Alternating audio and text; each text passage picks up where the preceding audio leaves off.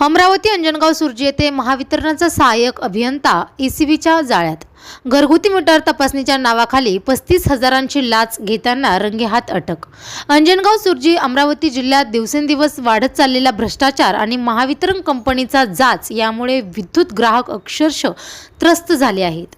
ग्राहकांनी गेलेल्या तक्रारीकडे वरिष्ठ अधिकारी दुर्लक्ष करत असल्याने शेवटी लाचलुचपत प्रतिबंधक विभागाकडे ECB धाव घेण्याची वेळ येत आहे। अशाच एका तक्रारीतून अंजनगाव सुर्जी येथे महावितरणाचे सहाय्यक अभियंता अजय चौधरी हे 35,000 रुपयांची लाच स्वीकारताना ECBच्या जाळ्यात अडकले। अमरावती जिल्हा प्रतिनिधी फिरोज कुरेशी।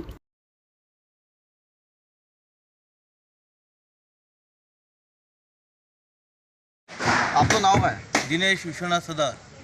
आपण आज कोण्या गावचे आहे तुम्ही? मुरादेवी। तुम्ही हे गावकरी लोक इथे जमलेले आहे, काय झालं आहे? हे संस्थांचं काम आहे।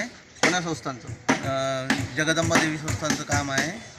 इथं जरासं मटेरियल व्यवस्थित वापरून येत राहिले, त्याच्यामुळे आम्ही इथं जमा झालेले लावलो। मटेरियल म्हणजे कोणतं? रेती। रेती।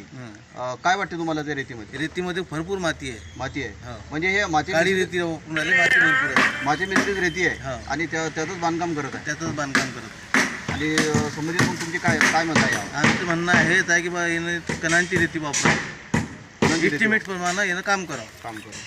तर जवळपास पंचायत समितीतून असं कानावर आलं आहे की पंचायत समितीच्या माध्यमातून हे काम आहे। पंचायत समिती जिल्हा परिषद? जिल्हा परिषदमधून। जिल्हा परिषद। आणि जवळपास अंदाजे रक्कम निश्चित नाही सांगतात, पण 2.25 कोटी ते 2.5 कोटीच्या घरात त्याचं इस्टिमेट आहे।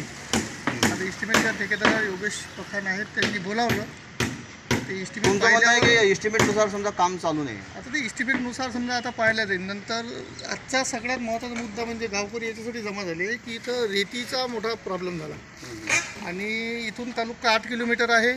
अंजनगाव तालुका इथून 8 किलोमीटरवर भरपूर असे ठेकेदार आहेत जे कमी वाजवी दरात कणांची रेती इथं अवेलेबल होऊन जाते।